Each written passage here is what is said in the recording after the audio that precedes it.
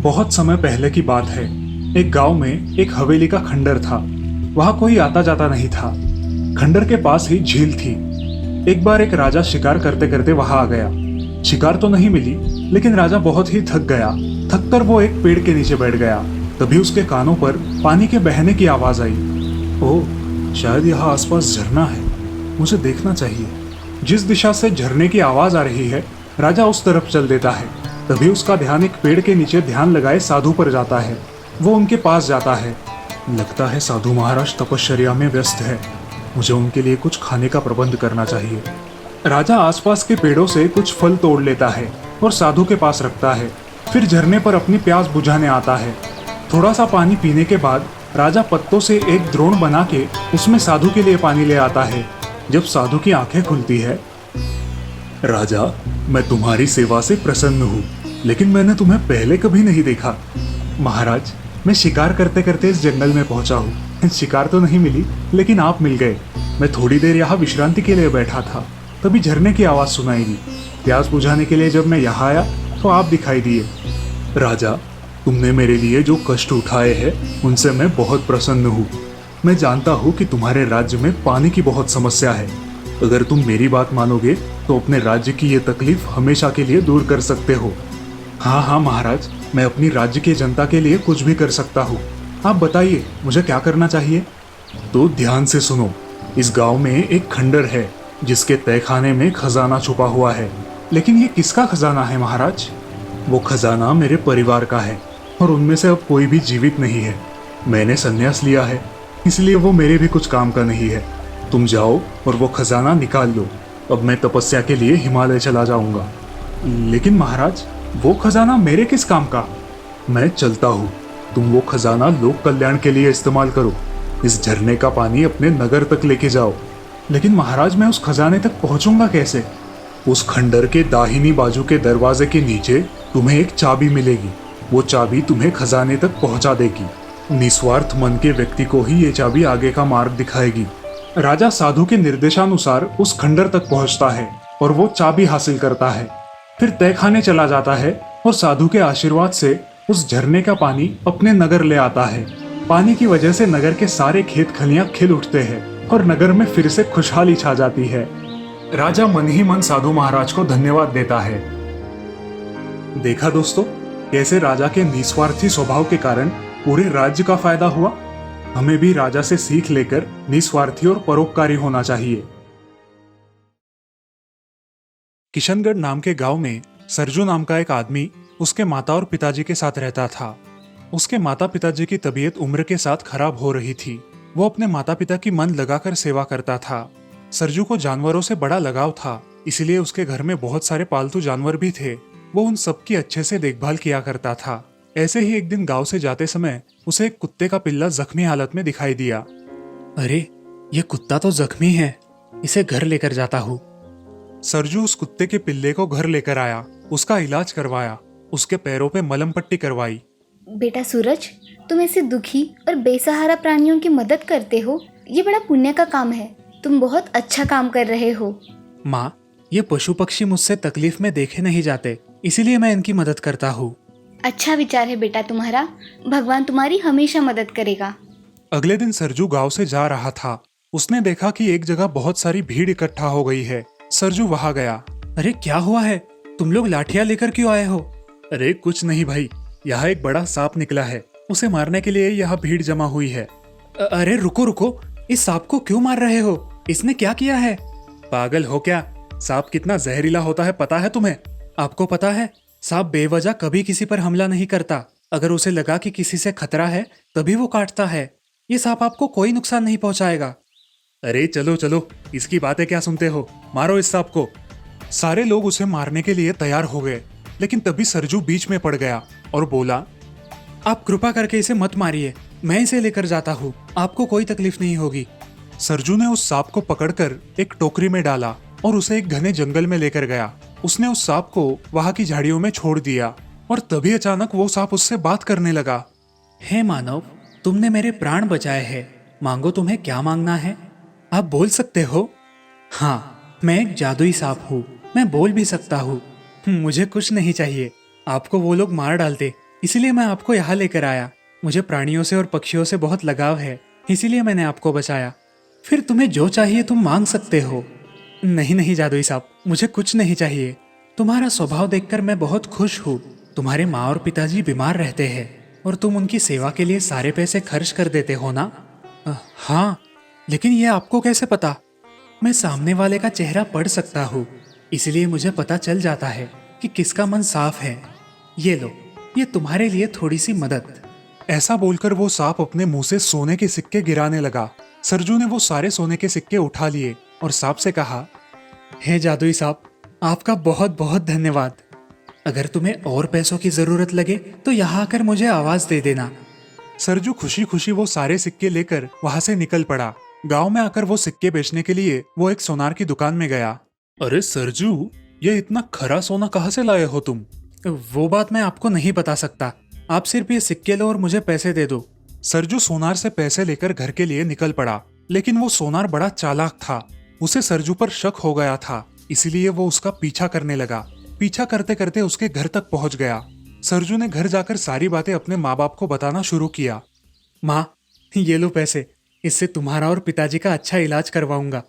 अरे बेटा, इतने पैसे कहाँ से लाए हो तुम? सरजू ने अपने माँ बाप को सारी कहानी बता दी और ये सब उनके घर के बाहर खड़ा सोनार सुन रहा था। वो मन ही मन सोचता है, अच्छा तो आज वो बाजार में निकला हुआ बड़ा सांप जादुई सांप था। चलो अब मैं भी अपना मुनाफा कर लेता हूँ। अब सोनार एक पंछी खरीद लेता है और उसे लेकर जंगल में जाता है। जंगल में जाने के बाद, भाई यहाँ इस गांव में कैसे कैसे लोग भरे पड़े हैं। अब तो पंछियों को भी नहीं छोड़ते। कल उस बेचारे सांप को मार रहे थे और आज इस पंछी को पकड़कर बेचना चाहते थे। क्या विचार है इन लोगों के। जाओ पंछी, आज से तुम आजाद हो। सोनार की ये बातें सांप ने सुन ली और वो झाड़ियों से बाहर आया। तुम कौन हो मानव, और यहाँ क्यों आए हो? मैं यहाँ इस पंछी को छोड़ने आया था। तुम्हारा मन कितना साफ है। बताओ क्या समस्या है तुम्हें मानव? हे जादुई साहब, मुझे तो समस्या ही समस्या है। मेरे माँ बाप को दिल की बीमारी है, मेरी पत्नी को किडनी की बीमारी है और मेरे बच्चों को डायबिटीज है। अब क्या करूँ तुम ही बताओ। वो सांप मन ही मन सब जान चुका था कि ये सोनार झूठ बोल रहा है। ये लो वत्स, तुम्हारे लिए सोने के सिक्के। इन्हें लेकर तुम अपने परिवार की सारी समस्याएं दूर कर सकते हो। अब तुम्हें कोई चिंता नहीं होगी। ऐसा बोलकर सांप उसके सामने सोने के सिक्के डाल देता है और वहां से चला जाता है। सोनार वो सोने के सिक्के उठाकर सीधे अपने दुकान आता है। दुकान आकर वो उन सोने के सिक्कों को घिसकर परखना शुरू करता है। घिसते घिसते अचानक उनसे धुआं निकलने लगता है और सारे सोने के सिक्के जल उठते हैं। आग इतनी बढ़ जाती है कि सोनार का पूरा दुकान जल जाता है। ये देखकर बेचारा सोनार हक्का बक्का हो जाता है, जोर जोर से रोने लगता है और अपनी लालच की वजह से अपना पूरा दुकान खो बैठता है। वहाँ दूसरी तरफ सरजू उन्हीं पैसों से अपने माँ बाप का इलाज करवाता है और उनके साथ एक खुशहाल जिंदगी जीता है। राजापुर नाम के गांव में सुरेश नाम का एक व्यक्ति अपनी पत्नी शमा के साथ रहता था। वो खेती करता था। सुरेश बड़ा ही दयालु और मेहनती इंसान था। वो किसी भी जानवर को चोट लगे या कोई किसी जानवर को कहीं छोड़ दे तो उसे लेकर अपने घर आता और उसकी अच्छी खासी देखभाल किया करता था। उसमें उसकी पत्नी भी उसकी मदद किया करती थी। वो बहुत ही श्रद्धालु इंसान था। उसके पास थोड़ी सी जमीन के अलावा और कुछ भी नहीं था, लेकिन वो उसी में खुश था। वो खेत में ही रहता था, जहाँ पर उसने एक लकड़ियों से छोटा सा घर बनवाया था। रामू खुद ही खेती के सारे काम करता था। तो एक दिन उसकी पत्नी शमा रामू से, अजी मैं आपसे एक बात करना चाहती हूँ। वो आप काम करते करते बहुत थक जाते हो, तो मैं कह रही थी क्यों ना हम एक बैल जोड़ी खरीद ले। लेकिन शमा, हमारे पास इतने पैसे कहाँ है? तुम तो सब जानती हो कि हमारे घर के हालात कैसे हैं। मैंने कई दिनों से घर से सब्जियां बेच बेच कर कुछ पैसे जमा किए हैं। क्या हम उस पैसों में बैल नहीं खरीद सकते? शमा सुरेश के हाथ में पैसे देते हुए, ये लीजिए। सुरेश पैसे गिनता है और शमा से कहता है, शमा, इतने पैसों से हम एक बैल भी नहीं खरीद सकते। एक बार बैलों के बाजार में जाकर तो देखिए, शायद मिल जाए तो आपका थोड़ा भार कम हो जाए। ठीक है, देखता हूँ। 2-3 दिन बाद ही सुरेश बैल खरीदने के लिए बैल बाजार जाता है। बहुत ढूंढने पर भी उसे अपने बजट में खरीद सके ऐसे बैल नहीं मिलते, तो वो निराश होकर वहां से निकलने लगता है। तभी एक आदमी सुरेश से, अरे सुनिए भाई साहब, बैल खरीदना चाहते हो क्या? हाँ भाई, खरीदना तो चाहता हूँ, लेकिन मेरे पास इतने पैसे नहीं हैं कि मैं एक बैल जोड़ी खरीद सकूं। ऐसे कहते ही वो आदमी सुरेश को एक बैल जोड़ी की ओर इशारा करता है। अरे भाई, तुम एक काम करो, तुम उस तरफ जाओ, तुम्हें वहां जरूर अच्छे बैल मिल जाएंगे। सुरेश वहां पर जाता तो है, लेकिन वहां उसे कोई बैल नहीं मिल पाता। अब वो हताश और निराश होकर वहां से निकल जाता है। जाते जाते जंगल में से बाहर निकलते ही वहां पर एक बैल किसी ने छोड़ दिया था, क्योंकि वो बूढ़ा हो चुका था। तो सुरेश उसी बैल को लेकर घर जाता है। घर जाते ही शमा उस बैल को देखकर, ये क्या, आप एक ही बैल खरीद कर लाए, और वो भी ऐसा कि हमारे कोई काम ना आ सके। शमा, हमारे पास जितने पैसे हैं उसमें तो एक बैल भी नहीं आ रहा था। ये बैल तो मुझे रास्ते में मिला, शायद किसी ने इसे छोड़ दिया है। बूढ़ा हो चुका है ना बेचारा, लेकिन पता नहीं क्यों मुझे ऐसा लगा कि इसे साथ ले चलूं और इसकी सेवा करूं, इसलिए ले आया। हाँ हाँ, आप ही ने तो सारे जानवरों को पालने का ठेका लेके रखा है। मैं यहाँ आपका काम कम करने का सोच रही हूँ, और आप है जो हमेशा किसी न किसी जानवर को उठा कर लेकर आते हो। सुरेश बैल को बड़े प्यार से पूछते हुए शमा से, तो क्या हुआ शमा, हम 2 वक्त पेट भरकर खाना तो खा सकते हैं ना, और ये बेचारे तो कुछ भी डालो खा लेते हैं। हम तो अपनी तकलीफ बोलकर बता सकते हैं, ये तो बोल भी नहीं सकते, और इसके लिए कहा तुम्हें खाना पकाना है। शमा ये सारी बातें सुनकर उस बैल की आरती करती है। ये देख सुरेश, अरे ये क्या, तुम अभी अभी तो इसे कोस रही थी और अभी इसकी पूजा भी कर रही हो। इसकी पूजा ना करूँ तो और क्या करूँ। सोचा था इस बार जरूर हमारे बैल आ जाएंगे, लेकिन ऐसा नहीं हो पाया, तो इसी की पूजा कर लेती हूँ। शमा बैल की पूजा करती है, उसे गुड़ रोटी खिलाती है, और फिर शमा और सुरेश अपने अपने काम में व्यस्त हो जाते हैं। अब वो हर रोज सुबह शाम जब भी वक्त मिले बैल का ध्यान रखने लगा, उससे बातें करने लगा। अब कुछ ही दिनों में उसका बैल धट्टा कट्टा हो चुका था। सुरेश खेती में भी बड़ी मेहनत करता था, लेकिन इस साल उसकी फसल बिल्कुल अच्छी नहीं थी। वो बड़ी चिंता में था, तो अपनी पत्नी से, शमा, मुझे लगता है इस साल तो हमारी फसल कोई काम की नहीं रही। इतनी मेहनत करने के बाद भी ऐसा लग रहा है कि इस साल कुछ हाथ नहीं आएगा। आप उदास मत होइए, भगवान पर विश्वास कीजिए, उन्होंने हमारे लिए कुछ ना कुछ तो सोचा ही होगा ना। सुरेश और शमा की सारी बातें बैल ने सुन ली थी। वो दोनों अब घर के अंदर जाकर खाना खाकर सो जाते हैं। सुबह उठते ही सुरेश जब बाहर आकर देखता है, तो उसके खेत की फसल जो खराब हो चुकी थी, वो बिल्कुल हरी भरी और अच्छी हो चुकी थी। ये देखकर सुरेश शमा को जोर जोर से आवाज लगाते हुए, शमा, शमा, देखो तो ये क्या चमत्कार हो गया। कल शाम को हमारे खेत कैसे थे, और अब देखो, मुझे तो यकीन नहीं हो रहा एक रात में ये कैसे हो गया। तभी बैल की ओर से आवाज आने लगती है। वो सुरेश से, सुरेश, तुमने मेरी बहुत सेवा की है, तो उसका मेवा तो तुम्हें मिलना ही चाहिए था ना। ये कौन बात कर रहा है? सुरेश, घबराओ मत, मैं तुम्हारा बैल बोल रहा हूँ। तुम मुझे जंगल से उठा कर लाए और मेरी सेवा की। मैं एक जादुई बैल हूँ। जब से मैं इस धरती पर आया हूँ, मैं बहुत से लोगों के पास गया, लेकिन किसी ने मेरी इतनी सेवा नहीं की। तुम अकेले इंसान हो जिसने मुझे एक अच्छी जिंदगी दी, मेरा ख्याल अपने बेटे जैसा रखा। अब से मैं तुम्हारा सेवक हूँ। तुम्हें जो चाहिए वो तुम्हें मिल जाएगा। बैल की सारी बातें सुनकर सुरेश और शमा दोनों बहुत खुश हो जाते हैं। अब धीरे धीरे करके सुरेश एक बड़ा आदमी बन जाता है। साथ ही अलग अलग जानवरों के रहने के लिए खेत में ही वो व्यवस्था करता है और सारे जानवरों की अच्छी से सेवा करता है। इस कहानी से हमें यह सीख मिलती है कि जिस जानवर ने हमारी सेवा की है, उसे उनकी उम्र होने पर छोड़ नहीं देना चाहिए, उनकी सेवा करनी चाहिए। एक समय की बात है, रामगढ़ नाम के गांव में कमल नाम का एक जमींदार रहता था। उसका घर बहुत पुराना होने की वजह से वो अब नया घर बना रहा था और घर की खुदाई का काम उसका बेटा जीवन कर रहा था। अचानक खुदाई का काम रोककर जीवन अपने पिताजी के पास दौड़ता हुआ आया और अपने पिताजी से, पिताजी, पिताजी, हम खुद के जेसीबी से घर की खुदाई कर रहे हैं। ये बहुत ही अच्छा हुआ। अरे हाँ बेटे, पैसे बचते हैं, इसीलिए तो मैंने नया जेसीबी खरीदा है। अरे पिताजी, पैसे बचेंगे ये तो ठीक है, असली बात तो सिर्फ मैं जानता हूँ। आप मुझे एक बात बताओ, यहाँ पे हमारा बहुत ही पुश्तैनी घर होता था और हम उसे जेसीबी से खोदेंगे तो हो सकता है कि नीचे से कुछ खजाना निकल आए, और हम जेसीबी किराए पर लेते तो उन सबको भी पता चल जाता कि इसके नीचे खजाना है। तब हमें उन्हें भी हिस्सा देना पड़ता या फिर सरकार को सौंपना पड़ता। इसीलिए हम खुद के जेसीबी से खोद रहे हैं ना। अरे कमबख्त, मैं तो सोचता था कि तू बहुत ही नालायक है, लेकिन तुम्हारा दिमाग तो खूब चलता है। बेटा आप ज्यादा चिल्लाओ नहीं, चुपचाप जाके काम करो। अगर कोई खजाना निकलता है तो तुरंत चुपचाप आकर मुझे बताना। अरे पिताजी, इसलिए तो मैं काम रोक के आपके पास आया हूँ। अभी खोदते खोदते मुझे टंग टंग आवाज सुनाई दी, तो मैंने सोचा कि कोई बड़ा पत्थर है, लेकिन जब देखा तो लगता है कोई बहुत बड़ा मशीन है।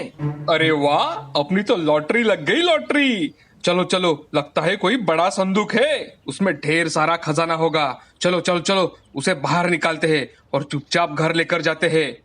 दोनों ने मिलकर उस मशीन को जमीन से बाहर निकाला और घर ले गए। उन्होंने उस मशीन को खोलने की बहुत कोशिश की, पर उसे खोल नहीं पाए। अरे ये क्या बेटा, इसे तो खोल ही नहीं पा रहे हम लोग। बहुत कसकर बंद किया है इसे। देखकर तो ऐसा लगता है इसके अंदर बहुत ही जबरदस्त खजाना होगा। अब इसे खोलेंगे कैसे? लगता है इसे खोलना कोई आसान बात नहीं है।